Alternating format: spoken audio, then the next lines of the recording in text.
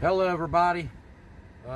Everyone out there, Sunday, September 27th. I figure I'd do a quick stimulus update on the things that you've been hearing about for the past 4 months or so.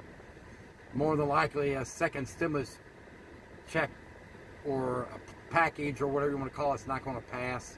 I know you've been hearing about it all the time, and just to run it in the ground, give everybody false hopes and talking about it all the time. But they're trying to work on it this week to get it passed and get it out. You know what I mean? Get it passed and everything. But I figure I'd give you a quick update on there because I don't know. They don't think it's going to pass. They don't think it's going to get done. Welcome back to the final round. Well, one of the reasons for today's sell-off is some of the DC risk spilling over into the market, and one of those headwinds is no stimulus. Now the odds of getting a deal may have gotten even more unlikely. And Rick Newman, it's interesting because lawmakers have failed to get a deal done over the past 2 months when it comes to another round of stimulus. And now, of course, the death of Supreme Court Justice Ruth Bader Ginsburg is putting the odds of that even lower.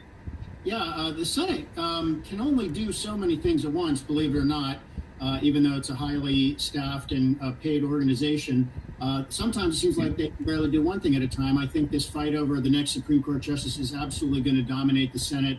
And even if it goes smoothly, and if you just go back to the Brett Kavanaugh nomination, that seemed to be going smoothly for a while. And then all hell erupted with those accusations of some sexual harassment when he was in high school.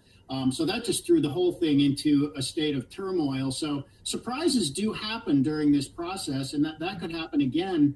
And then come October, we're going to have a lot of senators who are up for re-election. That's 1/3 of them. They're going to be out campaigning. So it actually does get very hard for the Senate to get anything done at this time of year leading into an election.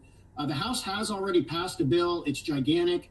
No one thinks the Senate would ever just rubber stamp the House bill. They would have to negotiate. But I think the odds of any kind of negotiation happening in the next few weeks just fell by about half. Hey, Rick, getting to the Supreme Court justice nominee and that process, though, getting back to that, there have been some reports that President Trump and Mitch McConnell are not on the same page here, that the president wants to get this thing through and he thinks that's his best bet to help him get reelected, whereas Mitch McConnell wants to slow jam it, have it happen after the election because he wants to. He thinks it might hurt his senators' chances of getting reelected. He wants to stay Senate Majority Leader.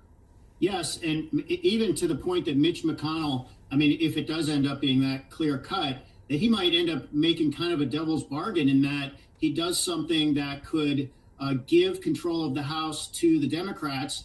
And he would lose his own job as Senate Majority Leader if he rams this through. However, I think this is going to come down to how Mitch McConnell plays it. It's also always possible that he talks to the Republicans in the Senate. They can only afford to lose 3 who won't vote for a nominee before the election, and they've already lost 2. And you've got another one, John Cornyn, a senior member of the Senate, saying he doesn't see a need to rush it, which raises the possibility that it could be a vote in a lame duck session, which would be even crazier in a way if Joe Biden is the president and yet a Republican-controlled Senate is voting on the nominee of the outgoing president. So the mind spins at all of these possible things, but that's 2020. Certainly is. Well, it's going to be an exciting next couple of weeks, that's for sure. Right, Rick Newman, thanks for breaking that down for us.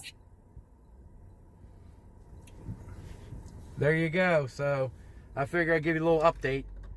I don't plan on any of that stuff passing. You know what I mean? I don't think any of that will pass this week. I know they want to get it passed this week. And you're probably seeing about 1 million videos on YouTube saying, good news, it's here finally. It's breaking news. It's not breaking news. It's not finally. Next week. Good news.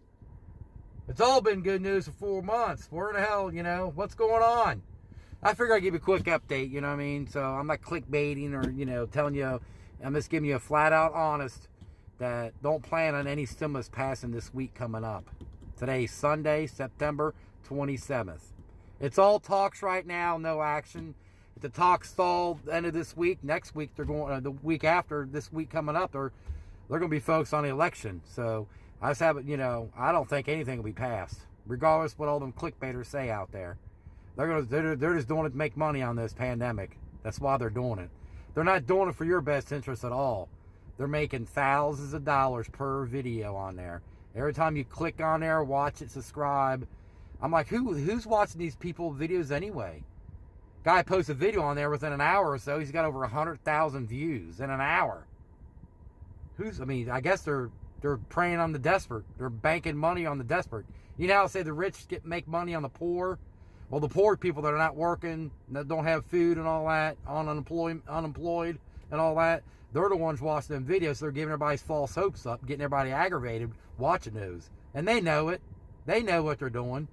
They're not doing it for their best interest, but you know what I mean? They're doing it for their best interest, not yours. They get you to click on it, watch it, and they'll post a video every hour talking about it. Some of them post like 3 or 4 a day. There's a guy in there posts every hour. Good news. Well, if you look back at his channel 3 months ago, it was good news then too. Second stimulus. Ain't no good news. It's good news for him because he's getting stimulated every month. He's getting a stimulus check from Google from them videos, thousands of dollars. It's no exaggeration. I keep on telling people, unsubscribe to their channels, quit watching them.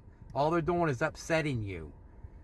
And for the people in the live chats and sending them money in their live chats, they are making money from Google. Quit sending them money.